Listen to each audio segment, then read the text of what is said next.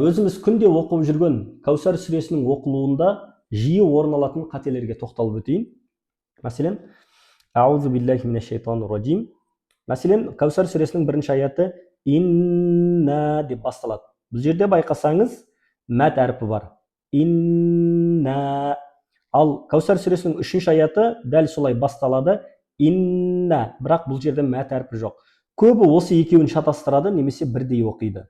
Бұл екеуінің басталып оқылуы бірдей болғанымен, аяқталулары екі бөлек. Себебі біреуінде мәд бар, біреуінде мәд жоқ. Мәд келген тұсын біз қалай оқимыз? Яғни бірінші аятты инна деп екіге созамыз. Немесе инна деп төртке созсаңыз болады.